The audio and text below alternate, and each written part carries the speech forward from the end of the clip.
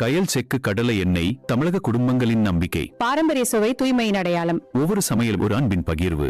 பாரம்பரிய முறையில் தயாரிக்கப்பட்ட கயல் செக்கு கடலை எண்ணெய் ஆரோக்கியம் மற்றும் சுவை நிறைந்தது.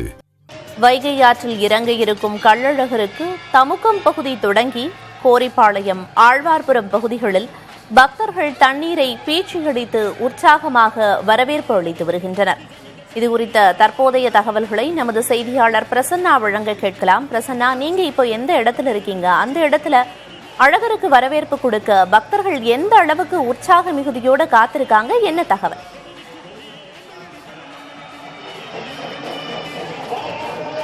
பிரியதர்சினி, வைகையில் முத்திரை பதிக்கக்கூடிய அந்த ஒரு சித்திரை திருவிழாவில் தற்பொழுது இன்னும் சில மணி நொடிகளில் அழகர் இந்த வைகை ஆற்றில் இறங்க இருக்கிறார்.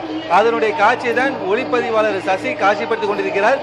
என்னை தொடர்ந்து தற்பொழுது இங்கே அனைத்து மக்கள் அனைவருமே இங்கே காணக்கூடிய ஒரே காட்சி, அழகர் எப்பொழுது இந்த வைகை ஆற்றுக்குள் இறங்குவார் என்கின்ற அந்த ஒரு காட்சிக்காக தான் வழி மீது வெளி வைத்து காத்து கொண்டிருக்கிறார்கள். அதாவது அதிகாலையில் விண்ணை பிளந்து கோவிந்தா கோஷம் இந்த பகுதியில் விண்ணை பிளந்திருக்கிறது. பல லட்சக்கான பக்தர்கள் மத்தியில் கோவிந்தா பக்தி கோஷம் விண்ணதிர அந்த பச்சை பட்டுடுத்தி வகையாற்றில் அழகர் இன்னும் சில மணி நொடிகளில் எழுந்து அந்த வையாற்றுகளில் எழுதல் இருக்கிறார்.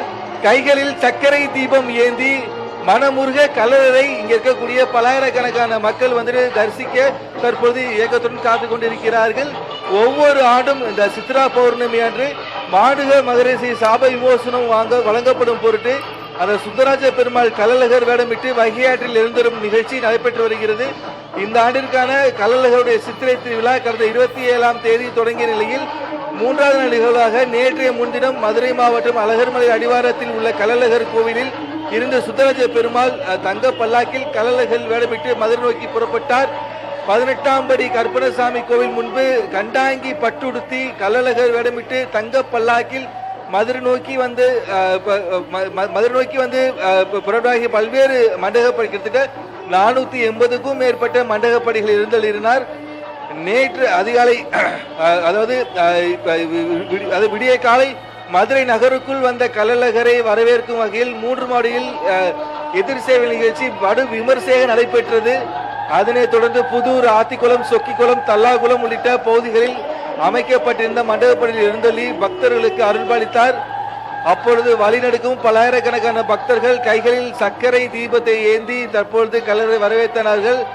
தொடர்ந்து நேற்று இரவு தல்லாகுளம் பிரசன்ன வெங்கடாச்சலபதி பெருமாள் கோயிலில் திரு மஞ்சம் நடைபெற்றது. இதனைத் தொடர்ந்து தங்க குதிரை வாகனத்தில் எழுந்தள்ளி ஆண்டாள் சூடி கொடுத்த மாலை அணிவித்துக் கொண்டு வெற்றிவேல் சப்பரத்தில் எழுந்தள்ளிய பக்தர்களுக்கு அருள்பளித்தார்.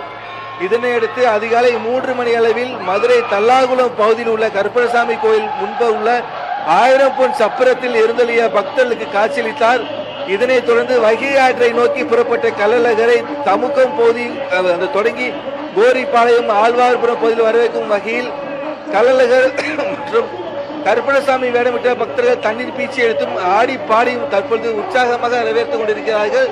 தற்பொழுது ஒளிப்பதிவாளர் சசி காட்சிப்படுத்தக்கூடிய காட்சி என்னவென்றால், ஆழ்வார்புரம் பாதையில் இருக்கக்கூடிய இந்த வைகை ஆற்றில் தான் மணி சரியாக 4:35 மணியாக ஆகிறது.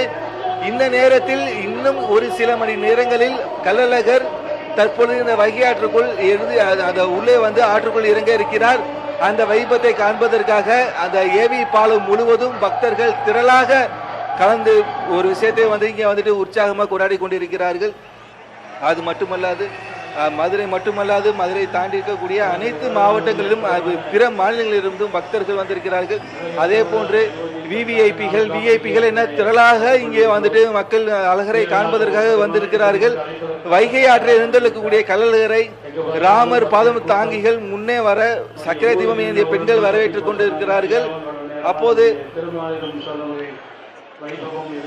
வைகையாற்றுக்குடிய லட்சக்கணக்கான பக்தர்கள் தண்ணீரை பீச்சி அடித்தும் சக்கர தீபத்தை ஏந்தியும் கோவிந்தா கோவிந்தா விண்ணை பிளக்க தற்பொழுது இன்னும் கொஞ்சம் ஒரு சில மணி நேரங்களில் அவரை வரவேற்பதற்கு ஆயத்தமாக இருக்கிறார்கள்.